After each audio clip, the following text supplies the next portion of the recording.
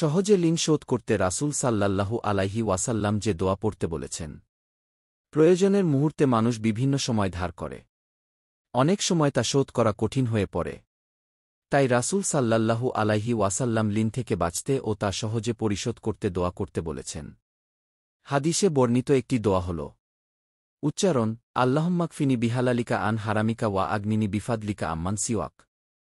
অর্থ, হে আল্লাহ, আপনি আপনার হালালের মাধ্যমে আমাকে পরিতুষ্ট করে হারাম থেকে বিরত রাখুন এবং আপনার অনুগ্রহের মাধ্যমে আপনি ছাড়া অন্য সবার থেকে আমাকে অমুখাপেক্ষী করুন। উচ্চারণ আল্লাহুম্মা ইন্নী আউজু বিকা মিনাল হাম্মি ওয়াল হায়ানি ওয়া আউজু বিকা মিনাল আজনি ওয়াল কাসালি ওয়া আউজু বিকা মিনাল বুকলি ওয়াল জুবনি ওয়া আউজু বিকা মিন দালাইদ দাইনি ওয়া গালাবাতির রিজাল। অর্থ, হে আল্লাহ, আমি দুশ্চিন্তা ও দুঃখ থেকে আপনার আশ্রয় চাচ্ছি এবং অপারগতা ও অলসতা থেকে, কৃপণতা ও ভীরুতা থেকে, ঋণের ভার ও মানুষদের দমনপীড়ন থেকে।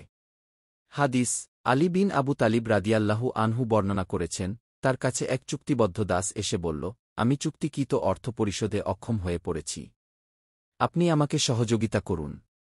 তখন তিনি বলেছেন, আমি কি তোমাকে এমন কিছু বাক্য শিখিয়ে দেব না যা রাসূল সাল্লাল্লাহু আলাইহি ওয়াসাল্লাম আমাকে শিখিয়েছেন?